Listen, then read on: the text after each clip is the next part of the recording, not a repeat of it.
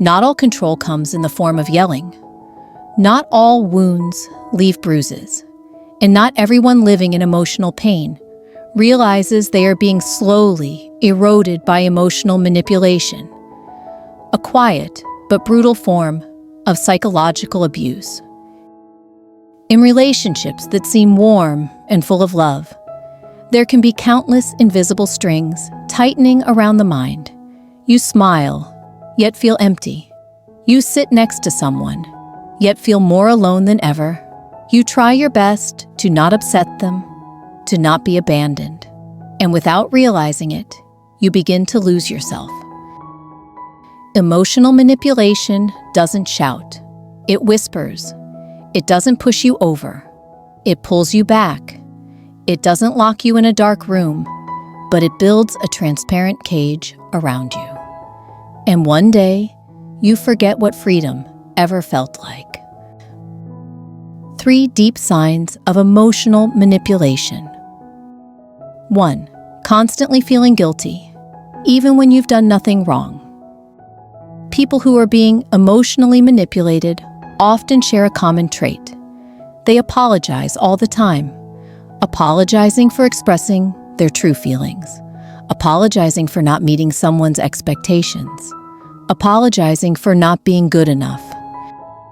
Manipulation starts by planting the idea that you're a burden. They don't scold you. They act disappointed. They don't criticize. They go quiet in a hurtful way. They don't demand. They just hope you understand. Over time, you start changing your behavior to avoid guilt. You no longer feel safe expressing your fatigue, your frustrations, or saying no. You become obedient, but lose your sense of self in the process. 2.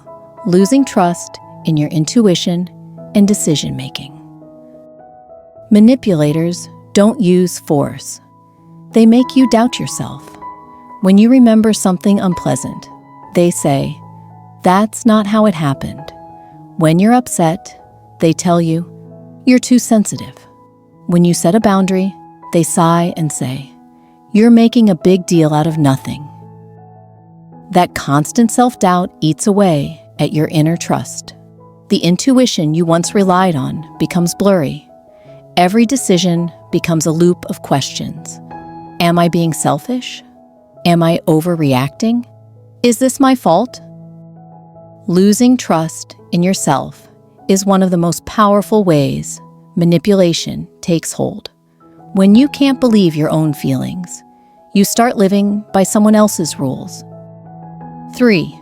Love always comes with conditions and fear. Love itself isn't the problem, but love that comes with strings attached becomes a cage around your heart. When you do what they want, they're cheerful, caring, affectionate. But when you go against them, they turn cold, distant, maybe even threaten to leave. You start living in fear of losing their affection. You stop speaking your truth. You ignore your real feelings. Every choice becomes calculated around, will this upset them? Will this hurt them? If I say no, will they leave? You no longer feel loved. You feel like you have to earn love.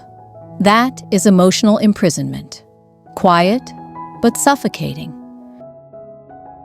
The manipulation mechanism, a psychological map of losing yourself. Emotional manipulation doesn't happen all at once. It follows a pattern. Each step subtle, seemingly reasonable, and often disguised as love. Step 1. Deep connection, making you feel special. Manipulators are often experts at first impressions. They flatter you, listen closely, and make you feel deeply understood. They convince you that you've finally found someone who truly values you. That emotional bond builds quickly, and you hand them the key to your feelings without realizing it. Step 2. Hidden control, disguised as care. As the relationship grows, they begin to suggest, recommend, or advise things about your life, how you dress, who you spend time with, how you live, what you work on. Examples: I don't like your best friend. They're a bad influence. Text me when you go out so I don't worry. Why would you wear that in public? Each comment sounds reasonable, but over time, you start adjusting yourself to keep the peace, to not upset them. You don't even notice you're being steered. Step 3. Planting doubt. Creating emotional dependence. When you begin to question things, they don't argue. They create doubt. They tell you you're too sensitive or imagining things. Little by little, you stop trusting your own emotions. You begin turning to them for clarity. Is this okay? Am I being too harsh? And they become the center of your emotional compass. Step 4. Isolation. Weakening your support system. Manipulators don't need to ban your connections. They just plant seeds of doubt about your friends, your family, anyone who might give you a different perspective. Your friend doesn't really like me. Have you noticed? Your family doesn't understand you like I do. You always listen to others more than you listen to me. Gradually, you withdraw from healthy relationships. You become isolated, and they're the only person you feel you can trust. Step 5. Emotional control. Through silence, sulking, or tears. When you resist, they don't raise their voice. They go silent, withdraw, cry, or act like they're falling apart, and you begin to feel like the bad one. Over time, you stop saying what you think. You stop doing what you want. You stop saying no, just to avoid hurting them. Love becomes an endless internal battle, where you try not to mess up, but never feel truly free. What to do when you realize you're being manipulated? 1. Name the truth. Stop making excuses. No one wants to believe they're a victim, but the first step to healing is calling things by their real name. It's not that you're too sensitive. It's not that they're just tired.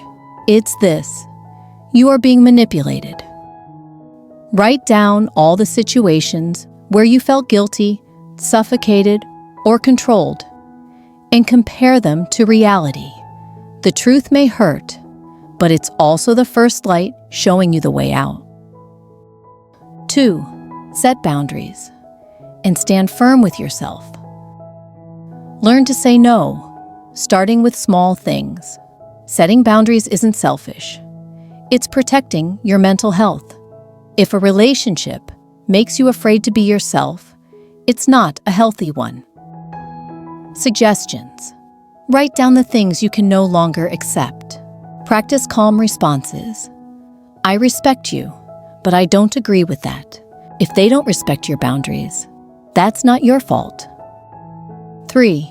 Reconnect with your support system and seek professional help if needed.